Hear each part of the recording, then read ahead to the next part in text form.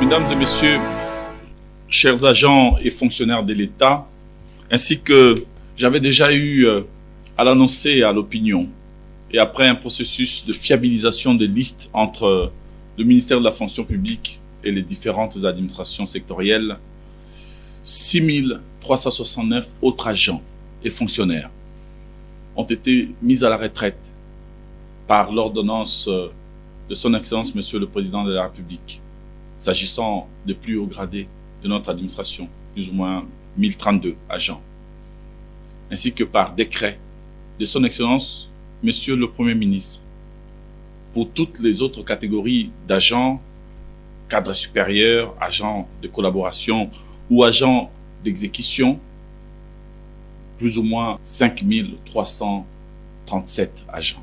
Au terme de ces différents actes, les tableaux de ces départs à la retraite, par grade et selon les catégories d'agents, se présentent de la manière suivante. 24 secrétaires généraux sont concernés, dont 13 admis pour raison de justice et d'équité à l'éméritat pour avoir exercé durant plus ou moins 3 ans les fonctions de secrétaire général à titre intérimaire, et 11 nouvellement retraités et admis à l'éméritat. 438 directeurs qui sont admis à titre honorifique au grade de secrétaire général. 570 chefs de division admis à titre honorifique au grade de directeur. 1035 chefs de bureau et 4302 autres agents de collaboration et d'exécution mis à la retraite et admis à l'honorariat conformément à la loi avec un grade supérieur. Je dois rappeler que j'ai d'ores et déjà procédé à la signature de toutes les 6369 lettres de notification adressées aux agents concernés qui sont en train de les réceptionner. Il en est de même de tous les états de paye que j'ai non seulement signés, mais aussi transmis à tous les services financiers attitrés en vue d'une meilleure exécution des instructions y afférentes. Il va sans dire que pendant ces processus de notification et de paiement, les instructions renseignées dans mes différentes notes circulaires de la première vague doivent être de strictes observances, notamment en ce qui concerne l'interdiction d'alignement ou d'affectation des nouvelles NU. À l'heure actuelle, tous les services de l'État ont déjà fait leur part. La fonction publique, le budget, les finances. Et la Banque centrale a d'ores et déjà transmis à toutes les banques payeuses le fonds nécessaire pour qu'elles approvisionnent à leur tour les comptes bancaires des fonctionnaires nouvellement retraités. Je demande ainsi aux dites banques commerciales, partenaires du gouvernement, de procéder diligemment à ces paiements d'indemnités de fin de carrière. Ce ne sont pas des privilèges ni des avantages qui leur sont offerts. Ce sont des droits, et des droits amplement mérités après de loyaux services qu'ils ont eu à rendre à la nation. C'est donc en client d'honneur qu'ils doivent être reçus auprès des différentes banques payeuses. Est-il encore nécessaire de rappeler que sur instruction de son Excellence Monsieur le Président de la République, chef de l'État, ces décomptes finaux ont été révalorisés. On n'est plus dans les 3, 4, 5 ou 6 millions de francs congolais qui étaient versés auparavant. On est dans des montants qui vont de 16, 17, 18 millions à 25, 30, 40 millions et même plus. Telle est l'option sociale d'humanisation de la retraite qui a été élevée par le gouvernement sous la coordination du Premier ministre Jean-Michel Sama-Lukonde, afin de matérialiser le vœu du chef de l'État d'offrir aux fonctionnaires une vie après la carrière. Aussi voudrais-je demander aux agents et fonctionnaires retraités, bénéficiaires de ces indemnités, l'observance d'une certaine culture bancaire. N'affluez pas vers les banques pour tout retirer. Faites confiance à nos institutions bancaires. Et montez, comme je l'avais suggéré la dernière fois, des projets d'entrepreneuriat ou d'investissement, notamment dans le domaine agricole ou d'élevage. Par ailleurs, tirant les leçons de la première vague, tous les agents concernés continueront à percevoir les rémunérations jusqu'au paiement effectif des indemnités de fin de carrière.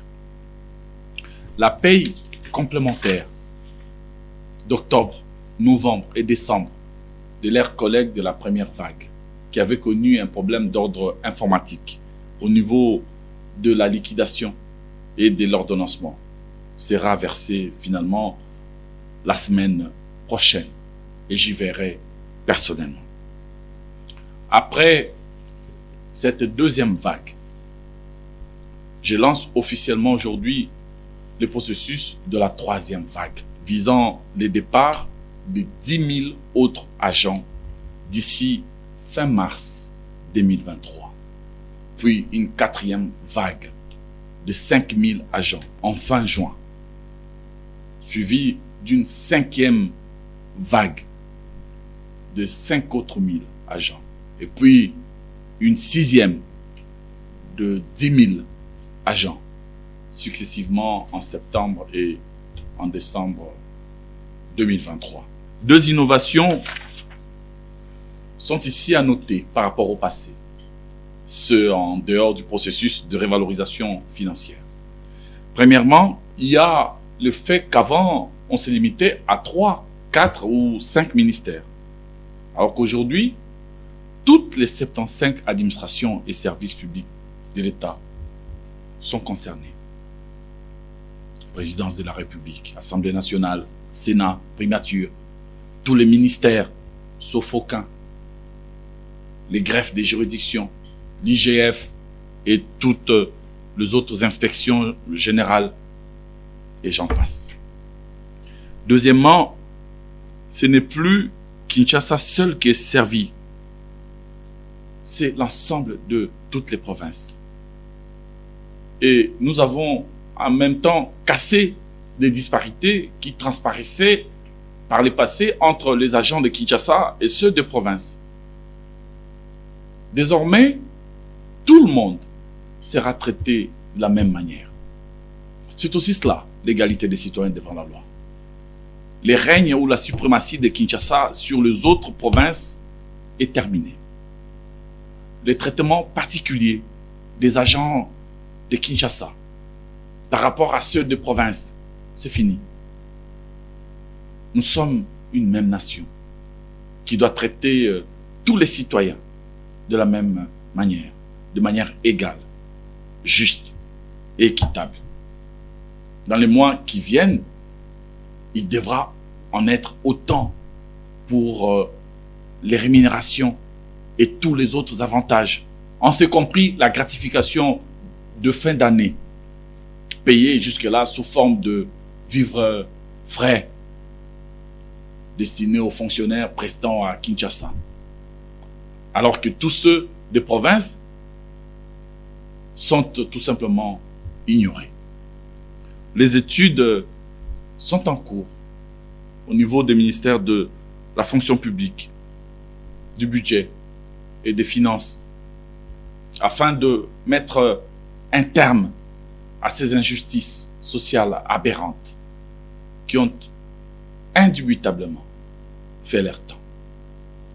Nous consulterons l'intersyndicale nationale de l'administration publique le moment venu, afin d'élever ensemble une option consensuelle qui va nous permettre là aussi de revenir au principe de l'égalité des droits pour tous les fonctionnaires, ce quel que soit la modicité du montant pouvant résulter de cette redistribution générale. Si Dieu le veut, ça évoluera petit à petit avec le temps. Et on pourra même un jour, pourquoi pas, atteindre le fameux 13e mois. Chers agents et fonctionnaires de l'État, la mise à la retraite de ces milliers d'agents ouvre la voie à la titularisation, à la promotion au grade supérieur, à la régularisation encadrée de certaines nouvelles unités ayant été affectées in tempore non suspecto. Mais elle ouvre aussi la voie au rajeunissement de notre administration, suivant, comme je l'avais indiqué, les principes de remplacement d'un fonctionnaire sur 2 partant à la retraite. Conformément aux souhaits du président de la République, ce rajeunissement sera compétitif afin d'offrir les mêmes chances à tous les jeunes de la République. Le fils ou la fille d'une maman maraîchère doit avoir les mêmes droits et les mêmes chances que celui ou celle d'un membre du gouvernement ou d'un haut fonctionnaire. C'est aussi cela, la promesse républicaine, portée par les principes de l'égal accès aux fonctions publiques. Les processus de concours qui sera d'une transparence absolue débutent dès ce mois de février 2023. Il se fera de manière progressive, administration par administration. De manière systématique, les communiqués d'appel à candidature feront l'objet d'une large diffusion et même d'une très large diffusion afin de permettre à celles et ceux qui sont intéressés de pouvoir bénéficier de toutes les facilités administratives possibles. Enfin, en s'ajoutant au processus d'assainissement du fichier de fonctionnaires, à la lutte contre la fraude dans les circuits de la paye que nous menons actuellement avec l'apport précieux de l'IGF, la mise à la retraite qui nous permet donc de capter des moyens importants nous aidera aussi à relever les défis de l'inclusion salariale ou de la mécanisation des agents dits non payés. Aucun agent de l'État certifié comme tel ne doit être exclu du fichier de la paye, nous a indiqué son Excellence Monsieur le Président de la République, chef de l'État. Avec l'accompagnement du ministre d'État, ministre du Budget, du ministre des Finances et sous la coordination du Premier ministre, chef du gouvernement, nous sommes déterminés à relever ces défis.